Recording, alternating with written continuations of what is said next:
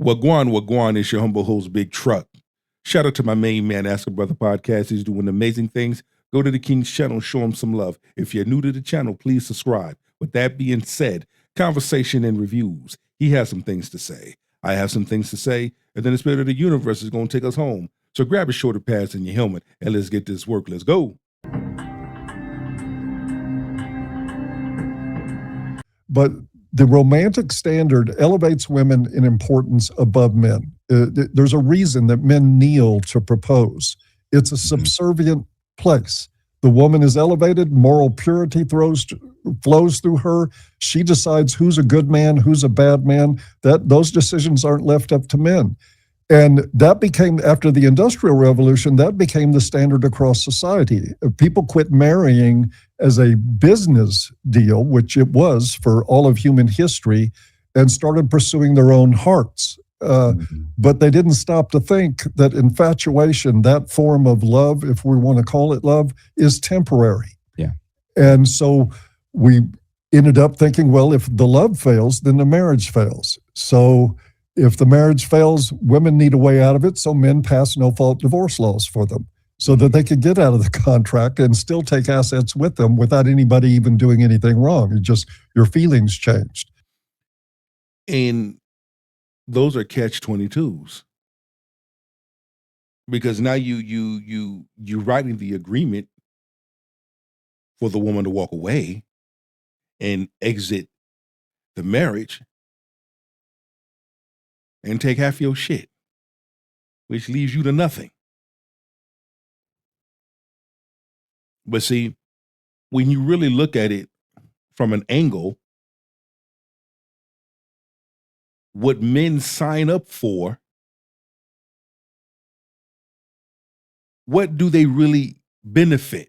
What do they really get from what they're signing up with?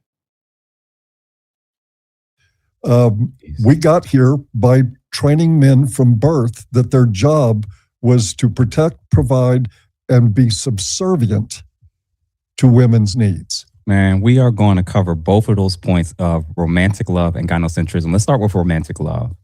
In your view, what exactly is the problem with it? And what is the issue with romantic love? Well, I think the first issue with it is calling it love, honestly. Romance, you can have romance with somebody you've known for a couple of days or even shorter. Facts. Now, is that love? Somebody, you don't even know their middle name. You don't know anything about them. You don't know their character. You don't know what they have to contribute. You don't know their personal history with other relationships.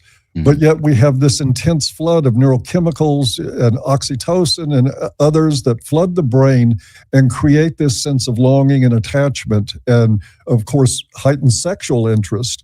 And then we say that we call that falling in love. It's actually falling in a vat of chemicals and calling it love. And we put the romance tag on it. But again, there's an ethic that comes with romance. Wining and dining is one of the most fundamental things. That's why you see guys in the Manosphere talking about becoming a high-value man. That if you want a decent woman, you become a high-value man, without stopping to think that if you're advertising your goods with assets, here's money, I'm going to take care of you. You don't have any worries. Oh, don't worry about the dinner check. It's always on me. And this is where a large number of men go wrong. Advertising. I like how he highlighted that. Advertising. And then when a woman does what she does to you, you have the audacity to feel butthurt, get mad. Look at what you leaned in with. Instead of using the term high value, let's just say a man of good character.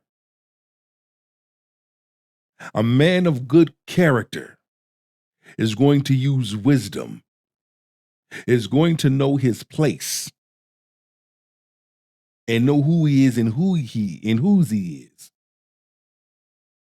He's going to be observing. That's a man of good character. Let's use that terminology. All right. I believe that fits best more than a high value man.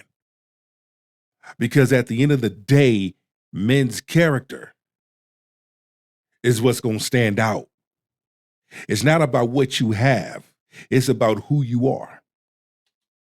That is the ethical standard of romance, and we practice it to our own detriment. Voluntary slavery. Oh my. Yes.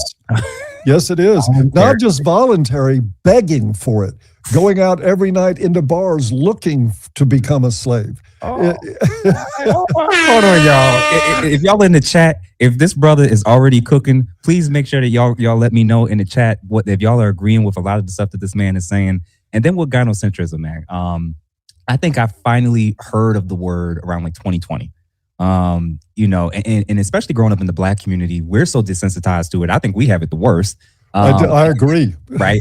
And from your vantage point, just the thoughts about gynocentrism, are there any benefits to it? And then why are so many people, especially men, unable to recognize or even see that it exists? Let's start there.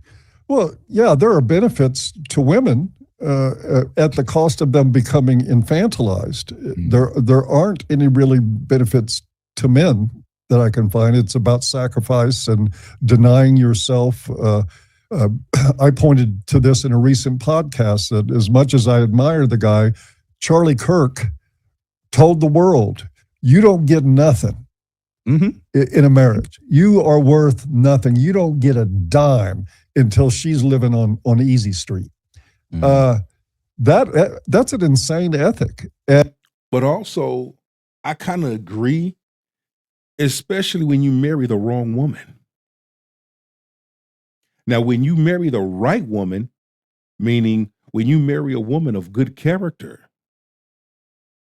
and she follows your program, and the both of you have an understanding that works for your household, I also believe that right there is a win-win within two people in the marriage, because they both have an understanding. They both know that it takes teamwork to make the dream work. Not everybody follows that. Not every woman is wife material. Not every woman is relationship material. And that's just straight facts. Not every man is marriage material. Not every man is relationship material. Not every man or woman is parent material. And that's a reality that a large number of individuals have to accept. And this is where gynocentrism comes from. I've illustrated this in the past using a tree's roots, that the roots of the tree is romantic chivalry, that ethic that was instilled. That became gynocentrism because we formalized it, codified it in law, and did socially. It spread across everything and became gynocentrism. And then from that sprang feminism. Yep. So this stuff goes all the way back to the roots of romantic chivalry, infecting everything that we do. Wow. And then how do we undo it, or can we even undo it? That's a really good question. Personally, I don't think so. When I'm talking about can we collectively undo this? Man, the world is packed full of overly entitled women and weak men. So Yes, it is. Yes, it is. And we see more of them not winning, especially when you look at social media, especially on TikTok, especially when these modern women go in these podcasts and they say the things that they say, or they go on those street interviews and they say the things that they say. They not knowing that they're incriminating themselves. They are disrespecting. You don't need no man to disrespect you. You already do that yourself. You don't need no man to talk bad about you. You already do that yourself. You don't need a man to expose you. You already do that yourself. Do we do this? I don't think so. Damn. But I am happy to say that an individual man can look at this and say, you know what, I'm checking out of this ethic. I'm not doing that anymore. If a woman wants to be with me, she better show up with something. And that's what we are seeing. And I'm glad Brother Paul Elam highlighted that. We seeing more and more men having these types of conversations. Conversations at the water cooler, conversations at the table, conversations in the end zone, conversations on the sideline, conversations in the locker room. Men are having conversations, sharing stories, motivating each other, uplifting each other, holding each other accountable. And the more we see more men doing this, it brings joy to me. Instead of what we were seeing before. Men taking each other out, men deleting each other, men stealing and taking from each other. We got to kill that noise. It's time to unlearn the things that you have learned.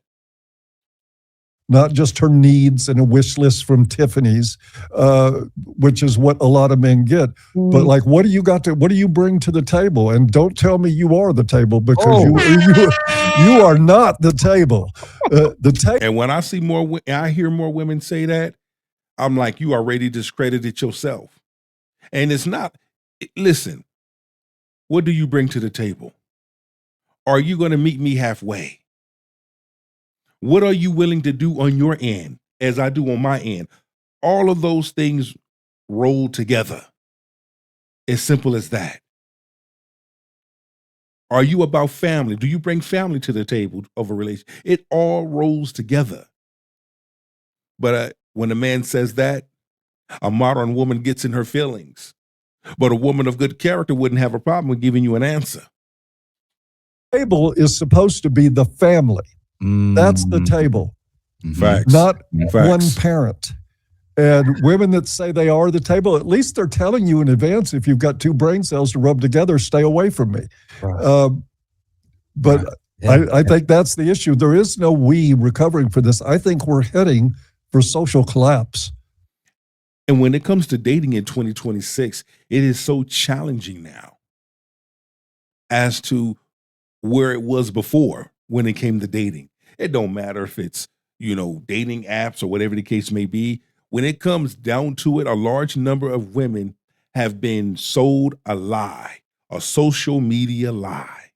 The things that they see on social media, they believe in their mind. They done told it themselves in their mind that they can have these things. They are entitled to these things. This lifestyle they wanted. They want it so bad that they are willing to sell their soul to the things of this world in order to obtain those things, those material things. But what happens when the devil comes to collect? What happens when the devil knocks on your door and says, I'm here to collect? The devil don't care how pretty your face is, how bomb your body is, how good your bedroom game is. The devil don't care about any of that. He wants to collect. Either I need you or a sacrifice. Make a choice. Because of this, I don't think it's avoidable at this point. You tear men and women apart in this way because it's ended up with, look at the divorce rate, look at the way men and women view each other now. Mm-hmm. You tear that fundamental part of society apart, and you tear the society apart. And it's happening right in front of our eyes.